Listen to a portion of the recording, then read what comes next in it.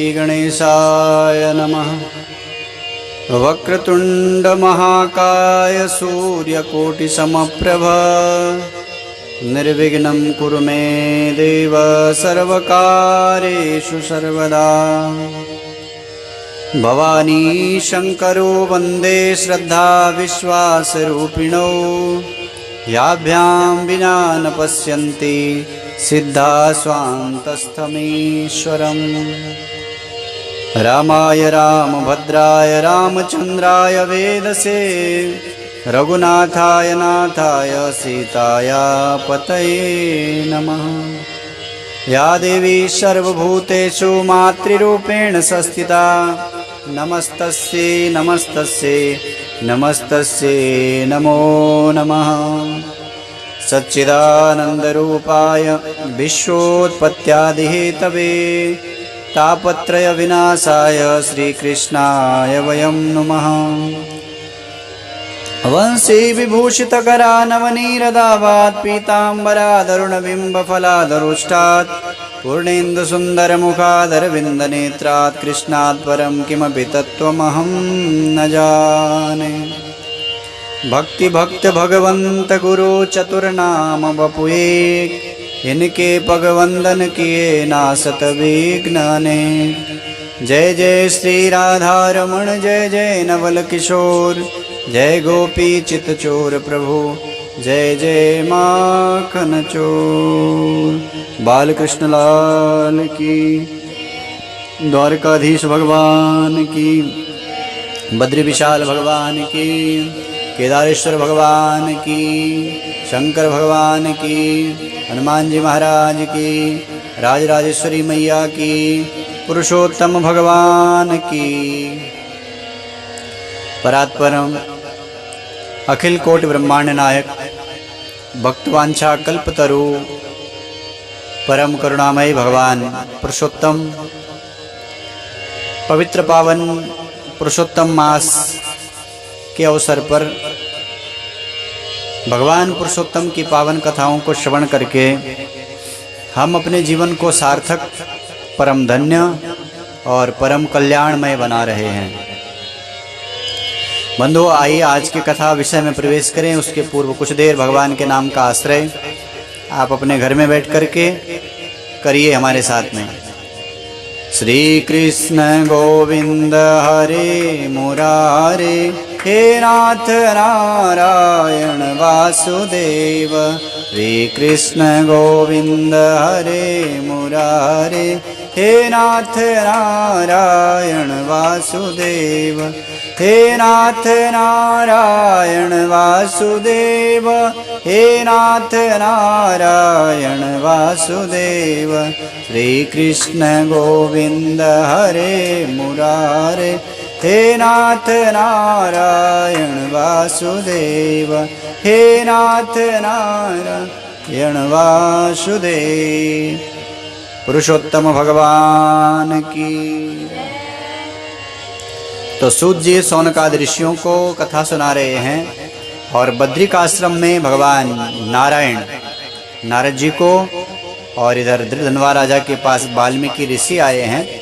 तो वाल्मीकि ऋषि से दृढ़धनवा राजा कथा सुन रहे हैं और पुरुषोत्तम मास के अंतर्गत कैसे हम भगवान का पूजन करें उसके बारे में वाल्मीकि ऋषि दृढ़धनवा राजा को बता रहे हैं। तो कल हमने भगवान पुरुषोत्तम के अभिषेक को भी कर लिया। अभी कल भगवान का अभिषेक भी आप सबने किया और अभिषेक के बाद में नित्य घर के अंदर बैठ के आप अगर ये अभिषेक आप नित्य कर सको तो बहुत अच्छी बात, नहीं तो किसी एक दिन विशेष अभिषेक कर लीजिए और बाकी के दिन आप भगवान को जैसे नहलाते धुलाते हैं सामान्य रूप से वो करके पूरे महीने भर ओम नमो भगवते वासुदेवाय इस मंत्र का या हरे राम राम राम हरे हरे हरे कृष्ण कृष्ण कृष्ण हरे हरे इस मंत्र का जाप करते जाइए। और उपवास की महिमा बहुत है इस महीने में, तो उपवास करिए। पूरे महीने कर सकते हैं महीने भर करो, महीने नहीं कर सकते तो एक हफ्ता करो, नहीं कर सकते तो एक दिन करो। उपवास की बहुत महिमा इस पावन पुरुषोत्तम मास में है। तो जो भी आप कर सकें उपवास जरूर करें। अच्छा, क्या खाएं और क्या ना खाएं उसका वर्णन इसके अंदर आता है। जब पूछा कि किम भोज्यम किम अभोज्यम वा वर्ज्यो वर्ज्य तपोधन, राजा ने पूछा ऋषिवर इस महीने में वर्ज्य चीज क्या है, क्या खाना है क्या नहीं खाना है, और किन चीजों को हमें छोड़ देना चाहिए। तब ऋषि कहते हैं हविष्यानम च भुंजीतम प्रियतः पुरुषोत्तमे गोधूमासालया सर्वासिता मुद्गाय वस्तिला। ऋषि कहते हैं कि भैया इस महीने में, इस महीने के अंदर हमें हविष्यान रह के हविष्यान ही करना चाहिए। हविष्यान का मतलब होता है बंधुओं, तेल के द्वारा नहीं पकाना भोजन को। हविष्यान मतलब जो तेल में नहीं पकता, यानी आप घी के द्वारा पकाइए, घी में पकाइए, तो उसको हविष्यान बोलते हैं। उस हविष्यान में क्या क्या है? गेहूं, चावल, मिश्री, मूंग, जौ, तिल, मटर, सावा, तिन्नी का चावल, बथुआ, हेमलोचिका, अदरक, मूल, कंद, ककड़ी, केला, सेंधा नमक, दही, घी, दूध, कटहल, आम, हरड़, पीपर, जीरा, सौंठ, इमली, आंवला, ये सब अन्न, यानी जो सामान्य हम लोग भोजन करते हैं जिनका, वही अन्न है, पर बिना तेल के, यानी घी में पकाना है इसको। और घी में पकाए हुए किए भोजन को हविष्यान कहते हैं। ये हविष्यान व्रत के समान माना जाता है। आप ऐसा करके ऐसा भोजन करेंगे तो उसको उपवास ही माना जाता है। इस महीने में खाना क्या नहीं है? इस महीने में क्या वैसे हमेशा जिसका निषेध है, मध्य मांस आदि का सेवन नहीं करना है, मध्य मांस का सेवन नहीं करना है, वैसे तो करना ही नहीं चाहिए, पर इस महीने में विशेष करके मध्य मांस आदि का बिल्कुल सेवन न करें। मादक पदार्थों का सेवन नहीं करना है, और तिल का तेल का भी सेवन नहीं करना है, इसमें लिखा हुआ है। आगे तिल तेल के दीपक की बात तो आती है आगे कि तिल के तेल का दीपक जलाना है, पर तिल के तेल का निषेध किया है। दूसरा, भाव दूषित अन्न नहीं खाना है। भाव दूषित मतलब आप भोजन बना रहे हैं और भोजन बनाते बनाते आपका भाव दूषित हो गया, गलत विचार मन में आ गए, आपका भाव दूषित हो गया तो भोजन भी दूषित हो जाता है। इसलिए जो स्त्रियां गृहिणियां होती हैं, भोजन बनाते समय जैसे स्त्री का मन का भाव होता है, भोजन का स्वाद उसी के अनुरूप होता है। जैसे भाव मन का बनेगा उसी तरह से भोजन रहेगा। भोजन बनाते समय अगर विचार अच्छे हैं तो भोजन के अंदर भी वो चीजें आ जाएंगी, और भोजन बनाते समय विचार अगर गलत हैं तो वो भोजन के अंदर भी होते हैं, और जब हम उस भोजन को करते हैं तो वही चीज हमारे शरीर के अंदर जाती हैं। ये तो फिर व्याधि के रूप में आते हैं, रोग के रूप में आएंगे, या फिर हमारे मन को दूषित कर देंगे और हम फिर गलत रास्ते पे चले जाएंगे। इसलिए भाव दूषित, या आप भोजन कर रहे हैं, आपके भाव दूषित हो गए उस समय, तो फिर ऐसा भोजन नहीं करना चाहिए। याद रखिए, भाव दूषित। दूसरा, क्रिया दूषित। आप जिस समय में कोई काम कर रहे हैं, आपकी वो क्रिया दूषित हो गई, ऐसी चीज को भी नहीं करना। शब्द दूषित, आपका भोजन बना हुआ है और गलत किसी ने गलत वाणी वहां पे कह दी, तो वो क्रिया दूषित और शब्द दूषित हो गया। इसलिए शब्द दूषित चीज को भी नहीं खाना है हमें, नहीं तो हमारे ये मन को दूषित करेंगे। और लहसुन प्याज, इसका तो वैसे भी निषेध है, इन चीजों को नहीं लेना है। भाव दूषित, क्रिया दूषित और शब्द दूषित चीजों को नहीं लेना है। और यही मध्यमांश का, ये सब चीजें दूर इनसे रहना है। फलों में विशेष करके जम्बूरी नींबू जो होता है, वो नींबू नहीं खाना है, उसको मांस के समान माना जाता है। मसूर की दाल को भी मांस के समान माना जाता है, इसलिए मसूर की दाल भी नहीं खानी है इस महीने। बासी अन्न नहीं खाना है, उसको भी मांस के समान माना जाता है। रखो फ्रीज में, और पुरुषोत्तम मास के अंदर अगर हम बासी अन्न खाते हैं तो उसको मांस के समान माना जाता है। बासी अन्न मतलब पकाया हुआ, आपने बना दिया और उसको फ्रिज में रख दिया तो वो बासी हो जाता है। तो बासी अन्न भी नहीं खाना है, लहसुन प्याज ये तो नहीं खाना है। इन सब का अपने को इस महीने में त्याग करना ही मैंने संक्षिप्त में आपको बता दिया, क्योंकि कथा बहुत सारी है और विषय जो आज का है उसको मुझे आपको सुनाना है। दूसरा, आत्मार्थम पाचतम चान्नम आमिषम तद्बुद्धे स्मृता। केवल अपने लिए अगर भोजन पकता है घर में, केवल अपने लिए, अपने परिवार के लिए, उतने के लिए ही भोजन पकता है तो पाप का अन्न है, इसलिए उससे अंश आपका निकलना चाहिए। इसलिए पहले के समय में नियम था, अतिथि के लिए, अभ्यागत के लिए जरूर निकाला जाता था, जरूर निकालते थे। वैसे तो बहुत कुछ के लिए निकाला जाता था, गाय कौवा कुत्ते के लिए सब रोटियां बंद हो गई, अतिथि के लिए भी नहीं निकाला जाता था, वो बंद हो गया। इसलिए कुछ ना कुछ अपने घर से रोज निकलना चाहिए, और नहीं तो उसके निमित्त कुछ पैसा इत्यादि निकाल लें, उससे भी काम चल जाएगा। एभिर्दृष्टम एभिर्दृष्टम एभिर्दृष्टम। तो इस पवित्र पावन महीने में इस तरह से भगवान का भजन, इस तरह से पूजन करने से भगवान पुरुषोत्तम प्रसन्न होंगे, जीवन में फिर सुख और समृद्धि होगी, यहाँ का जीवन अच्छा बीतेगा और फिर भगवत धाम मिलेगा। बंधुओं, आगे कथा आती चित्रबाहु राजा की। सौभाग्य नगरे राजा चित्रबाहुरिति श्रुतः सत्यसंधो महाप्राज्ञी चासी शूरतरः परः। वाल्मीकि ऋषि दृढ़धनवा राजा से कहते हैं, राजन मैं एक कथा सुनाता हूं तुम्हें। एक सौभाग्य नाम का एक नगर हुआ, जिस नगर में एक राजा हुआ जिसका नाम है चित्रबाहु।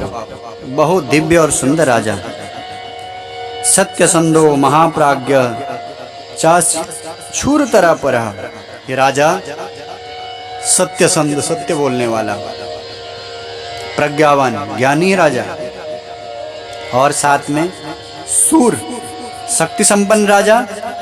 इतना ही नहीं, सर्वधर्मज्ञम, सभी धर्मों को जानने वाला, सभी धर्मों के बारे में जानने वाला, और शील रूप दयान्वितः, शील, ज्ञानी भी है और शील भी है और दयावान है, हर प्राणी के प्रति दया का भाव। ब्रह्मण्यम, ब्राह्मणों का भक्त है। भगवत भक्ता कथा श्रवण तत्पर, और साथ में भगवान का भी भक्त है, कथा श्रवण में तत्पर रहने वाला राजा। भगवान की कथा में रुचि जिस राजा की, ऐसा राजा यानी धार्मिक राजा। सदान निरता सत्सत पशु पुत्र समन्वितः चतुरंग बलोपेता समृद्धया धनदोपमः। राजा के जीवन में सब कुछ है, चतुरंगिणी सेना है, नगर है, प्रजा है, संतति है, और पत्नी मिली तो पतिव्रता महाभागा भगवत भक्त संयुता। पत्नी भी मिली तो वो भी भगवान की परम भक्त। तया सह महीपालो बुभुजे मेदिनीं वह बिना कृष्ण पदे स नैव जानाति दैवतम। राजा इतना धार्मिक कि नित्य भगवान कृष्ण की आराधना करता, पुरुषोत्तम का सेवन करता, पुरुषोत्तम भगवान का पूजन करता। ये नित्य का नियम राजा क्या। एक दिन राजा के यहाँ अगस्त्य नाम के एक ऋषि आए, और जब ऋषि का आगमन हुआ, राजा ने सुना कि मेरे यहाँ ऋषि आए हैं, तो दौड़ करके ऋषि का स्वागत करने गए और ऋषि को अपने घर में लेकर के आए, चरण पखारे, चरणोदक पिया, सुंदर आसन पे विराजमान हो गए। पति पत्नी दोनों के दोनों ऋषि के चरणों में बैठ करके हाथ जोड़ करके राजा कहने लगा, चित्रबाहु अद्य मे सफलम जन्म, अद्य मे सफलम दिनम, अद्य मे सफलम राज्य, अद्य मे सफलम गृहम। हे ऋषिवर, आज मेरा सब कुछ सफल हुआ। आप जैसे महात्मा, आप जैसे संतों का दर्शन मात्र से जीवन के सब पाप ताप समाप्त होते हैं, और इतना भोग, इतना ऐश्वर्य, इतने सुख मेरे पास में हैं, पर आज संत का घर में प्रवेश हुआ तो मेरा घर सफल हो गया। बंधुओं, हमारे घर में अगर संत आ गए ना तो संतों को चलता फिरता तीर्थ मानते हैं। वैसे भी संत एक जगह में रहते नहीं, ज्ञान की तीर्थ तो है ही, लेकिन साथ में वो तीर्थों में भ्रमण करते हैं, अलग अलग तीर्थ में जाते हैं, अलग अलग नदियों में स्नान करते हैं। तो जब वो हमारे घर में आते हैं तो हमारा घर भी तीर्थ बन जाता है। संत का स्वागत किया और कहने लगा, आज मेरा जीवन सफल हो गया गुरुदेव, आप जैसे महात्मा का दर्शन करके आज मेरा राज्य पवित्र हो गया, हम धन्य हो गए। मैं भगवान कृष्ण का परम उपासक, कृष्ण भक्त, और आप भी कृष्ण के परम उपासक हैं गुरुदेव। आपके आगमन से मेरे सारे पाप ताप नष्ट हो गए, मैं धन्य हो गया। इसलिए गुरुदेव कि तुभ्यं समर्पितं राज्यं गजास्वरथ संयुतं वैष्णवोषि मुनिश्रेष्ठ नास्तद्देयं मया तवः। हे ऋषिवर, अब ये राज्य मैं आपको समर्पित करता हूँ। अब ये राज्य मुझे चाहिए नहीं, आप भगवान कृष्ण के परम उपासक हैं, परम भक्त हैं, इसलिए इस राज्य को आप ग्रहण करो, मेरा राज्य आप रखो गुरुदेव। मेरु तुल्यम भवेत स्वल्पम वैष्णवाय समर्पिते। मेरु के समान, मेरु पर्वत के समान अगर दान वैष्णव को दिया जाए तो भी वो कुछ नहीं है गुरुदेव। कपर्दि का प्रमाणम तो व्यंजनम चान्नमुत्तमम न इच्छति दिने यस्तु वैष्णवाय द्विजजनने। मेरु के कपर्दि का प्रमाणम यानी एक कौड़ी के समान भी अगर किसी दिन हमारे घर से अन्न किसी वैष्णव के लिए नहीं निकला तो कहते हैं वो दिन बेकार चला गया, वो दिन बेकार है। तद्दिनम निष्फलम तस्य कथितम वेग पार गए। उस दिन, वो दिन हमारा बेकार समझो आप। अगस्त ऋषि कहते हैं, ऋषि राजन आप धन्य हैं। चित्रबाहो महाभाग राष्ट्रे, चित्रबाहो महाभाग धन्यस्तुम सांप्रतम नृपः इमाम धन्य प्रजा सर्वायस्तुम रक्षसि वैष्णवम्। हे राजन, आप तो स्वयं धन्य हैं, क्योंकि आप भगवान के परम उपासक हैं, परम वैष्णव आप स्वयं हैं। जिस राज्य को इस तरह का राजा मिला हो वो राज्य भी धन्य बन जाता है, उस राज्य की प्रजा भी धन्य बन जाती है। जिस देश का राजा परम वैष्णव हो। इसलिए राजन, ऐसे देश में वास करें जिस देश का राजा परम वैष्णव हो। ऐसे राष्ट्र में न रहें जिस राष्ट्र का राजा वैष्णव न हो। उस राज्य में नहीं रहना, उस देश में नहीं रहना जिस राज्य और जिस देश का राजा वैष्णव नहीं है। राष्ट्रे न वस्तव्यम यस्य राजा न वैष्णवम वरो वासी वनम शून्यम न तो राष्ट्रीय वैष्णवम। वन में रहना श्रेष्ठ है, उस घर में, उस नगर में, उस देश में रहना बेकार है जहाँ वैष्णव नहीं रहते हैं। जहाँ वैष्णव रहते हैं, जहाँ भगवान के परम उपासक भक्त रहते हैं बंधुओं, वहीं रहना श्रेष्ठ है, वहीं का जीवन श्रेष्ठ माना जाता है। नहीं तो उससे अच्छा जंगल में रहना शास्त्र कहता ठीक है। स्वराज्य प्रोपिते सर्वे श्री कृष्ण पदाश्रय तद्राष्ट्र वर्धते नित्यम सुखी भवति तत्प्रजा। वो राज्य धन्य होता है, उस राज्य में वृद्धि होती है, उस राज्य की प्रजा सुखी होती है, उस देश की प्रजा सुखी होती है जिस देश का राजा परम वैष्णव हो, भगवान का परम भक्त हो और भगवान को मानने वाला हो। ऋषि कहते हैं, बेटा अद्य में सफला वाणी यच्चते यत्वा सह।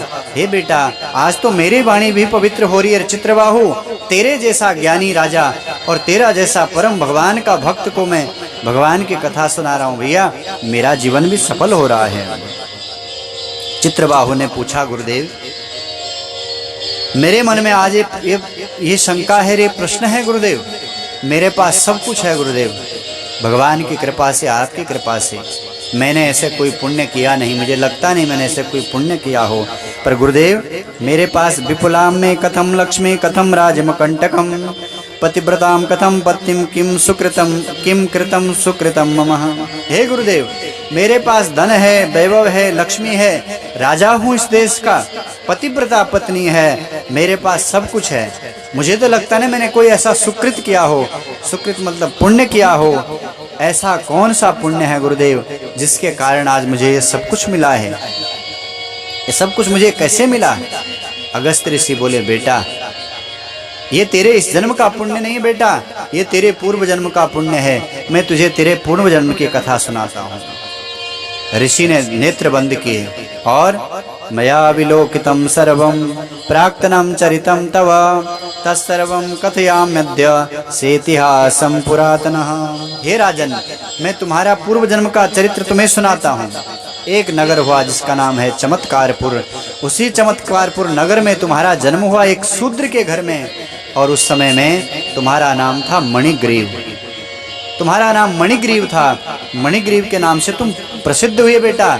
लेकिन तुम्हारा परिवार अच्छा था, घर अच्छा था। भले शूद्र के घर में तुम्हें जन्म मिला था, तुम्हारे घर में धन भी खूब था, लेकिन तुमने अच्छा जीवन नहीं जिया। क्या किया? जीव हिंसा परायणः नास्तिको दुष्ट चारित्रम परदारा वर्षकः। जो तुम्हारा मणिगिरी वाला शरीर था, भले शूद्र के घर में तुम्हें जन्म मिला, लेकिन तुमने पूरे जन्म भर ही हिंसा की, जीव हिंसा की, नास्तिक रहे, दूसरे के ऊपर पर कुदृष्टि तुमने सदा रखी, कृतज्ञ थे, दुर्विनीत थे, शिष्टाचार तुमने कभी उस जीवन में किया नहीं, जिसको चाहे उसको कष्ट देते रहते थे। पर जो तुम्हारी ये पत्नी है ना राजन, ये पहले भी तुम्हारी पत्नी थी। जिस समय तुम मणिगिर थे उस समय भी ये तुम्हारी पत्नी थी। तुम दुष्ट थे, दुराचारी थे, पापी थे, अनाचारी थे, पशु की तुमने हिंसा की, जीवों की तुमने हिंसा की। लेकिन जो तुम्हारी ये पत्नी है, ये सब बहुत धार्मिक थी, उस समय भी थी, आज भी है। इसने कभी तुम्हारे को ऐसा नहीं कहा कि तुम ऐसे कितना तुम डांटते थे, इसको फटकारते थे, लेकिन कभी भी इसने तुम्हारे लिए कभी उच्च स्वर में कोई शब्द नहीं कहा राजन। भावम न कुरुते दुष्टम तवोपरि कदाचन। तुमने इसको मारा भी, लेकिन फिर भी इसने कभी गलत भाव तुम्हारे लिए नहीं रखा। ज्ञाति विस्तम परित्यक्तो बंधुवे पाप कर्म कृत। जब तुम पाप कर्म में रत रहने लगे, पाप कर्म करते चले गए, तो तुम्हारे बंधु बांधवों ने कहा ऐसा पापी अगर घर में रहेगा, परिवार में रहेगा, भैया हमारे परिवार की बदनामी हो जाएगी, गांव की बदनामी हो जाएगी। इसलिए परिवार वालों ने धक्का मार दिया। गांव वालों ने कहा ऐसा आदमी को गांव में नहीं रखना। गांव वाले धुतकारने लगे, अब कष्ट का समय आया। राजा ने कहा रे ऐसे को अपने देश में रखेंगे, इसको देश निकाला करो, इसको निकालो घर से। राजा ने इसके पास जितना धन था सारा धन राजा ने ले लिया, सब छूट गए, परिवार ही छूट गए। लेकिन पत्नी ने फिर भी साथ नहीं सोचा। पत्नी ने कहा तुम्हारे सुख में मैंने साथ दिया, जीवन में दुख आए हैं तो इसीलिए मैं तुम्हारी पत्नी हूँ, जीवन के दुखों में भी मैं तुम्हारा साथ दूंगा। इसीलिए पत्नी हर कोई चाहता है बंधुओं, पातयति रक्षयति, जो पति की रक्षा करे, पतन से रक्षा करे, उसको पत्नी बोलते हैं। और इसने कहा मैं भी तुम्हारे साथ चलूंगी। गांव से निकाला हो गया। अब ये जंगल जंगल भटकने लगा। पत्नी साथ में है, घर नहीं है, धन था पहले वो तो सब वो तो ले लिया। वन वन भटकने लगा, वन में ये हिंसा करने लगा, रोज पशुओं को मारता, उनको बेचता, स्वयं भी खाता, अपने दोनों भी खाते। ऐसा इसका जीवन चलने लगा। एक दिन क्या हुआ, जंगल में ये जब हिरण को मारने के लिए दौड़ा तो इसने देखा एक ऋषि नीचे जमीन में पड़े हैं। ऋषि का नाम उग्रदेव है। वो उग्रदेव बनारस की ओर जा रहे थे। इसने देखा ये कौन है। साथ में पत्नी थी और वो धार्मिक थी पत्नी। ये भले इसका विचार अच्छे नहीं थे, क्रूर कर्मा था, इसलिए विचार भी अच्छे नहीं होंगे। लेकिन पत्नी की जब दृष्टि उस महात्मा के ऊपर गिरी तो पत्नी ने कहा देख रहे हो स्वामी, अरे कोई महात्मा गिरा हुआ है, देखो देखो इधर आओ। इसने कहा छोड़ ना, छोड़ क्या करना हमें उससे। बोले नहीं नहीं इधर आओ। पत्नी की बात को मान लिया उसने और वहां पे गया तो वो मुनि नीचे बेहोश पड़ा हुआ था। इसने कहा लगता है श्रमिक हो गया, इसको भूख लग गई, इसको प्यास लगी होगी, जल नहीं मिला, भटक गया लगता है, इसको लेके आश्रम अपने कुटिया में चलते हैं। दोनों ने उग्रदेव मुनि को पकड़ा और अपने आश्रम में ले आया। आश्रम में लाया, जल के छींटे दिए, हवा पंखा करने लगे। नेत्र खुले उग्रदेव के तो देखा मैं कहाँ आ गया, किसकी कुटिया है। पूछा भैया मैं कहाँ हूँ और मैं यहाँ आया कैसे। मणिग्रीव बोला ऋषिवर आप बेहोश हो गए थे, महात्मन आप बेहोश हो गए थे, हम आपको यहाँ ले आए हैं और आप सामने नदी है उसमें स्नान करिए, जल पीजिए, फिर हम आपके लिए भोजन की व्यवस्था करें, फलाहार की व्यवस्था करें। ऋषि गया स्नान करने के लिए, स्नान किया, जल पिया और जल पी करके वहीं पे बट का पेड़ था, उग्रदेव मुनि उसी पेड़ के नीचे आकर के बैठ गया। इधर मणिग्रीव और उसकी पत्नी दोनों के दोनों फल की टोकरी लेकर के ऋषि के पास गए और चरणों में बैठ गए और कहने लगे अस्मत् संतारणाद्य मदाश्रममुपागृत ब्रह्मस्त्वं दर्शनादेव पापम में विलयम गताः। कहने लगे ऋषिवर, आपके दर्शन मात्र से हमारे जीवन के सब पाप ताप नष्ट हो गए, हम तो धन्य हो गए। हमें लगता है कि भगवान ने कृपा करके आपको हमारे पास भेजा है, हमारे कल्याण के लिए भगवान ने आपको भेजा है। महात्मा ने कहा, तुम कौन हो भैया, तुम्हारा परिचय दो। तुम मुझे दे रहे हो, बिना परिचित वाले से खाना नहीं चाहिए, इसलिए अपरा परिचित दो। तब मणिग्रीव कहने लगा, ऋषिवर मैं शूद्र जाति का हूँ और ऋषिवर मैं अच्छा आदमी तो नहीं हूँ। मेरे गांव वालों ने मुझे धक्का मार के भगाया, मेरे परिवार ने मेरा तिरस्कार किया क्योंकि मैं चोरी करता था, डकैती करता था। और यहाँ भी ऋषिवर मैं अच्छा काम नहीं कर रहा हूँ, पशुओं की हिंसा कर रहा हूँ। पर मुझे लगता है आप जैसे महात्मा के मिलने से अब मेरा जीवन बदल जाएगा, मेरे जीवन के दुख भी दूर हो जाएंगे ऋषिवर, इसलिए हम आपको फल दे रहे हैं, आप इसको ग्रहण करिए। ऋषि ने कहा, ये सच बोलता है, अंदर से इसके भाव अच्छे हैं। इसलिए ऋषि ने कहा, ठीक है, ब्राह्मणो हम महाभागा प्रयागम गंतुमुत्सिते। कहने लगे, भैया मैं ब्राह्मण हूँ, उग्रदेव मेरा नाम है, मैं प्रयाग जा रहा था, भूख और प्यास से व्याकुल होकर के मैं जंगल में भटक गया, रास्ता मुझे पता चला नहीं कहाँ जाना है। भैया तुमने मेरे प्राण बचाए, अगर तुम समय पे नहीं आते हे मणिग्रीव तो मैं मर जाता, पर तुमने जल पिला करके और इन फलों के द्वारा मुझे तृप्त किया है, मेरे प्राण बचाए हैं, इसलिए बोलो तुम्हें क्या चाहिए, मैं देने के लिए तैयार हूँ, मैं सब कुछ तुम्हें दे सकता हूँ। और ऋषि ने कहा, बेटा ये तो बताओ तुम इस जंगल में क्यों रहते हो? अरण्यम केन दुखेन दंपतिभ्याम सह श्रियम तद दुख निशिष्यामि मणिग्रीव बदस्व में। हे बेटा मणिग्रीव, तो अपने दुख का कारण बता, मैं तेरे दुख को दूर करूंगा। तूने कल्याण किया है, तूने मुझे प्राण दान दिया है, बेटा तो मुझे अपना पूर्व चरित्र सुना। तब मणिग्रीव ने कहा, ऋषिवर मैं हुआ तो अच्छे घर में था, भले शूद्र के घर में था, लेकिन मेरे घर में धन बहुत था, और जब ज्यादा धन था तो मैंने मेहनत से तो कमाया नहीं था, पता नहीं किस तरह से वो धन आया था, उसने मेरी बुद्धि को विकृत कर दिया, और उस धन के कारण मैं सब के निंदा करता, चुगली करता, बच्चों से झगड़ा करता, तो कुछ भी अच्छा काम नहीं करता। उस धन ने मेरी बुद्धि को दुर्बुद्धि कर दिया, मैं चोरी करने लगा, मैंने अपने धर्म का त्याग कर दिया, और पर स्त्री का मैं सेवन करने लगा, चोरी करने लगा, उससे मेरा पूरा जीवन बिगड़ गया, और ऐसी दुष्ट बुद्धि उत्पन्न हुई कि मेरे पतनान्मुख हो गया, पतनोन्मुख हो गया। अब आपका दर्शन हो गया, मुझे लगता है ऋषिवर अब हमारा कल्याण होगा। हे ऋषिवर आप कृपा करो हमारे ऊपर, हमारे जीवन के सब कष्ट दूर हों, हमें अच्छा धन मिले जिससे हम अच्छा जीवन बिता सकें। उग्रदेव ने कहा, कृतार्थोसी महाभागा यदातिथ्यम कृतम मम अतस्ते भावि कल्याणम सपत्नी कस्य सांप्रतम। ऋषि ने कहा, बेटा तेरा और तेरी पत्नी का अब कल्याण होगा, तूने मेरा आतिथ्य किया, मेरा स्वागत किया, मेरा सम्मान किया, अब तेरे जीवन में मंगल ही मंगल होगा, तेरा कल्याण ही कल्याण होगा। बस एक छोटा सा साधन मैं तुझे बता रहा हूँ बेटा, आज के ठीक तीसरा महीना पुरुषोत्तम मास आने वाला है, इस पुरुषोत्तम मास में तू दीपदान करना। ये दीपदान की महिमा इसके अंदर आती है बंधुओं।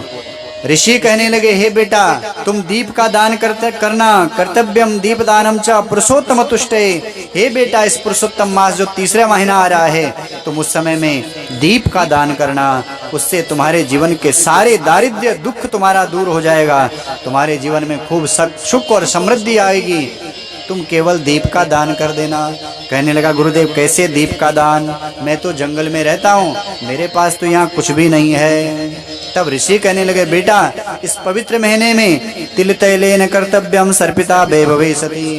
बेटा तिल के तेल का दीपक का दान करना चाहिए, और अगर अपने पास सामर्थ्य है तो घी के दीपक का दान करना चाहिए। बंधुओं आपके जीवन में भगवान ने अगर सामर्थ्य दिया है, आप सामर्थ्यवान हैं, तो आप भी दान करना किसका? घी के दीपक का, तिल के दीपक का, और ज्ञान के दीपक का दान करना। अगर आपके पास ज्ञान है तो ज्ञान के दीपक का दान करना, आपके पास वाणी है तो तो वाणी के दीपक का दान करना, आपके पास धन है तो धन रूपी दीपक का दान करना, आपको भगवान ने खूब दिया है तो वस्त्र रूपी किसी गरीब को वस्त्र दे करके वस्त्र रूपी दीपक का दान करना, किसी के लिए जल रूपी दीपक का दान करना, किसी के प्राणों की रक्षा करने के लिए अन्न रूपी दीपक का इस पुरुषोत्तम मास में जरूर दान करना बंधुओं। ये श्रेष्ठ दान होगा, ये सबसे बड़ा दान होगा। और इस महीने में दीपक दान करना चाहिए। तो इसने कहा मेरे पास तो कुछ भी नहीं। ऋषि ने कहा बेटा चिंता मत कर, दीप दान कैसे करना तू देख, यहाँ मिट्टी तो है ही, उसका दीपक बनाना। सामने इंगुदी का पेड़ लगा हुआ है, इंगुदी के पुष्प चुन लेना और इसके पुष्पों से तेल निकाला, इसी के तेल का तू दीपक दान करना। इस दान से तुझे खूब धन की प्राप्ति होगी, ऐसा ऋषि ने कहा। और ऋषि उसको आशीर्वाद दे करके वहां से चल पड़े। राज्यदम राजभ्रष्टश्च चिंतार्थ करम नृणाम। ये दीपक दान से होता क्या है? बोले जिस भी कामना से दीपक दान किया जाता है वो कामना पूरी होती है। विद्यार्थी लभते विद्याम सुसिद्धिम सिद्ध कामनुयाद। जो विद्या की कामना से दीपक दान करेगा उसको विद्या की प्राप्ति होगी, जो धन की कामना से धन की प्राप्ति होगी, जो यश की कामना से करेगा उसे यश की प्राप्ति होगी, जो सौभाग्य की कामना से करेगा उसको सौभाग्य की प्राप्ति होगी, जो कन्या पति की प्राप्ति के लिए करेगी उसको पति प्राप्ति होगी, और जो पुरुष स्त्री की कामना से करेगा उसको पत्नी सुलक्षणा पत्नी की प्राप्ति होगी। ऐसा कहकर के ऋषि चले गए।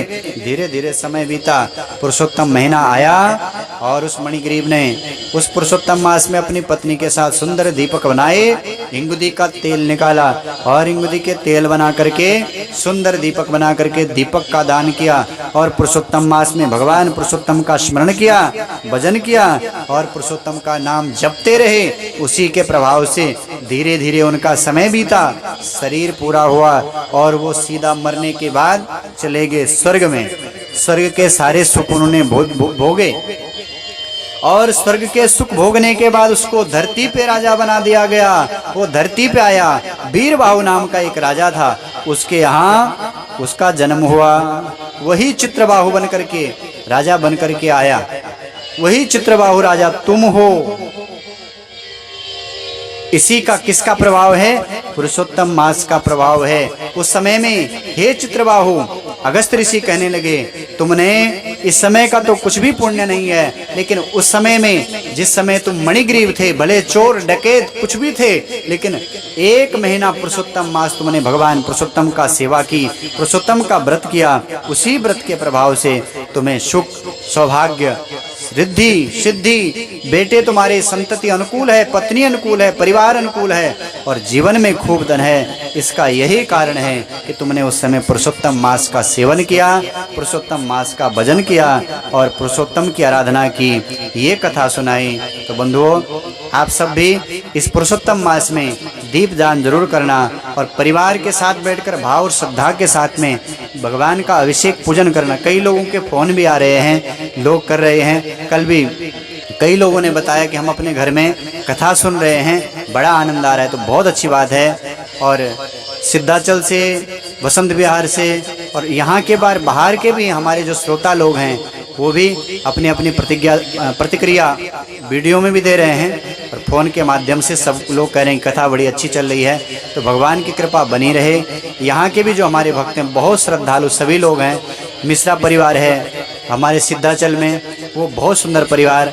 और यहाँ बसंत विहार के भी कई ऐसे परिवार हैं जो कथा सुन रहे हैं। पूनम जी हैं, वो भी कथा सुन रही हैं। सिद्धाचल फेज़ 5 में, फेज़ 6 में, फेज़ 3 में, और इधर बसंत विहार के, महाड़ के हमारे इतने सारे श्रोता हैं, वो सब कथा सुन रहे हैं। विद्या भानुशाली बहन वहाँ से बराबर कमेंट करते रहते हैं महाड़ से। और भी कई लोगों से बात हुई, वहाँ के भी लोग सुन रहे हैं। देहरादून, दिल्ली, बम्बई के आप सभी सुन रहे हैं। तो इस पुण्य का लाभ आप भी लीजिए अपने घर में बैठ करके और इस कथाओं को सुन करके अपना लाभ जीवन सफल कीजिए। और पुरुषोत्तम मास में भगवान पुरुषोत्तम की आराधना करिए। कथा यहाँ पे विश्राम कर रहा हूँ। कल की जो कथा है वो भी बड़ी दिव्य कथा है। अब 1-2 दिन की कथा और बची हुई है, ये कथा हम आगे श्रवण करेंगे। चलते चलते एक बार पुनः निवेदन करो आपसे, इन कथाओं को, इन वीडियोओं को खूब शेयर कीजिए ताकि अधिक से अधिक लोग इन कथाओं का लाभ लेकर के अपना जीवन सफल करें। इसी पवित्र भावना के साथ आप सबको राधे राधे।